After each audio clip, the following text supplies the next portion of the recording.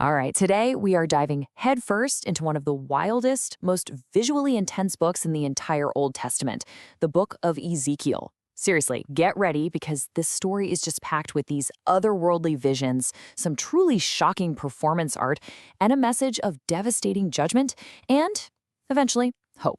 So, let me ask you this. Imagine you have this critical life or death warning to deliver, but nobody, I mean nobody, is listening to you. So what do? What if you were told to just stop talking and start acting it out? Not just for an afternoon, but for over a year. Well, that was the bizarre reality for the prophet Ezekiel. His own life became the sermon. So, who was this guy? Well, Ezekiel was a priest by training, but his life got completely flipped upside down. We're talking around 593 BC, and he's not in his homeland. He's a captive, an exile, living in Babylon, after being deported with all of Judah's best and brightest. And it's here that God calls him to be a prophet, not in the holy city, but right in the heart of the empire that just crushed his nation. To really get our bearings, it helps to see where Ezekiel fits on the timeline. He wasn't operating in a vacuum. You had the famous prophet Jeremiah, who was back in Jerusalem, warning everyone who was left. And then, right there in Babylon with Ezekiel, was a young Daniel.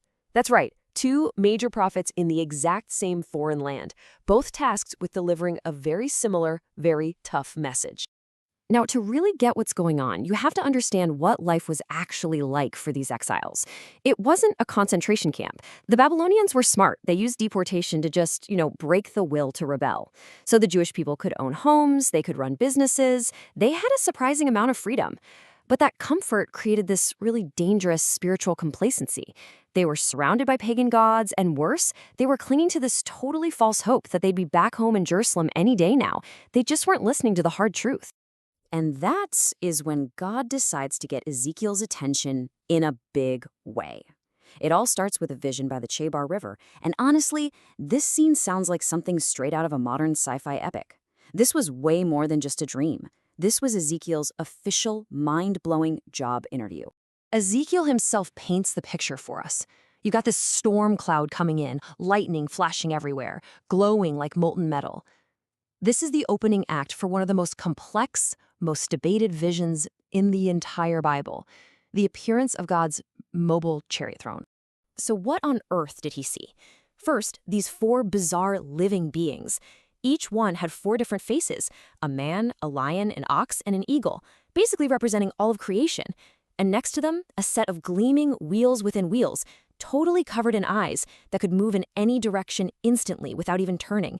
And above all that, a platform like shimmering ice, a throne of pure sapphire, and a figure made of blinding light and fire. Yeah, this was no earthly king.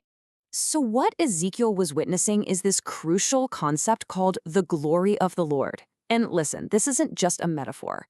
In the Old Testament, this is the actual visible, physical manifestation of God's power on earth. It's what lived in the most sacred part of the temple, and now it was here, in pagan Babylon. Okay, so what was the point of this absolutely overwhelming vision? Well, it sent three really powerful messages to these discouraged exiles. First, God is still majestic. He's still in control. Second, that rainbow was a callback, a reminder that he keeps his promises. But that third point, that was the real game changer for them. God is mobile. His presence, his very glory, wasn't locked away in the temple back home. He was with them, right there, in exile. And that was both a huge comfort and a terrifying warning. So after this vision, God gives Ezekiel his mission. He's supposed to be a watchman for a rebellious house that just refuses to listen. And to get through to them, his actions are going to have to be just as powerful as his words. He literally becomes a living, breathing object lesson. And the first sign was basically a piece of street theater, a living drama predicting the absolute doom of Jerusalem. And for his main prop, God told him to grab a simple clay brick. Can you imagine walking by this every single day? Ezekiel takes a brick, sketches Jerusalem on it, and builds these tiny little siege ramps and battering rams around it. And then he just lies down. He lays on his left side for 390 days, 1 day for each year of the northern kingdom of Israel's sin. Then he rolls over and lies on his right side for 40 days for Judah's sin. For over a year, tied up with ropes, he becomes this silent, living statue of a city under attack. And somehow it gets even more intense. While he was modeling the siege, Ezekiel also had to act out the starvation that would come with it. His diet literally became part of the prophecy. So for that entire time, over a year, he's eating this tiny ration of food, just 8 ounces of bread a day. He's only drinking about 1.5 pints of water. And then, to demonstrate the utter desperation and defilement of the siege, God originally told him to bake his bread over, well, human waste. Ezekiel, being a priest, actually protested this, and God allowed him to use cow manure instead. The message couldn't be clearer. The judgment that was coming would be disgusting and defiling. So after more than a year of this silent, bizarre performance, it was time for the grand finale. This was the dramatic portrayal of what would happen to the actual people trapped inside that city. Ezekiel is commanded to take a sharp sword and shave his head and his beard, which for an Israelite man was an act of extreme public shame. Then he divides the hair into 3 piles. He burns 1/3 in his little model city. That's for everyone who would die from famine and plague. He takes the sword and chops up another 1/3. That's for everyone who would die in battle. And that final 1/3, he just throws it into the air, scattering it to the wind, a symbol for all the survivors who would be driven into exile all over the world. So the big question is, why? Why such a devastating judgment? Why would God abandon his own holy city and his temple? Well, God gives Ezekiel another vision to answer that very question. This time, he gets a spiritual backstage tour of the very temple he was trained to serve in, to see all the secret corruption that was festering inside. So in this vision, the Spirit just lifts Ezekiel up and zaps him back to Jerusalem. He's about to get a front row seat to exactly why the glory of the Lord can't stay in this place any longer. The tour starts right at the North Gate. And what he sees is just this escalating horror show of corruption, and it gets worse the deeper he goes into the temple. First, right at the gate, there's a pagan idol, the statue of jealousy, a public defiant insult.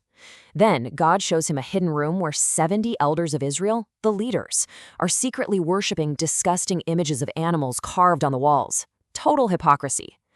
Next, at the main gate, he sees women performing a popular pagan ritual, weeping for a Mesopotamian god named Tammuz.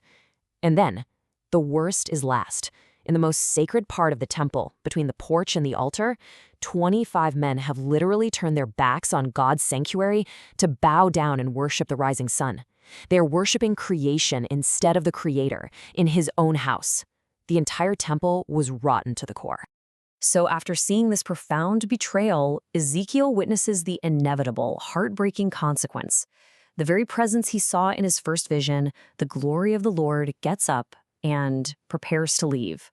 And this isn't a quick exit. It's slow, it's deliberate, it's agonizing. First, the glory rises from its place above the Ark of the Covenant and moves to the doorway of the temple. And it pauses. Then it moves to the outer east gate of the entire complex, and it pauses again. And finally, it rises up from the city altogether, hovering over the Mount of Olives for a moment before disappearing. God's presence has left the building. The city is now completely unprotected. And here is the whole point.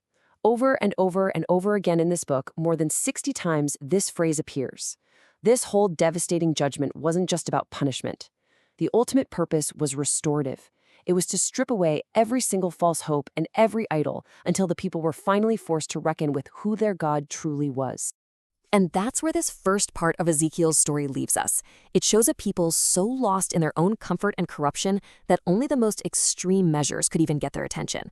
But this terrifying judgment, it wasn't the end of the story. Ezekiel would go on to deliver some of the Bible's most powerful prophecies of hope and restoration, which kind of leaves us with a pretty big question. What does it really take for a people, or even just a person, to find their way back from the brink?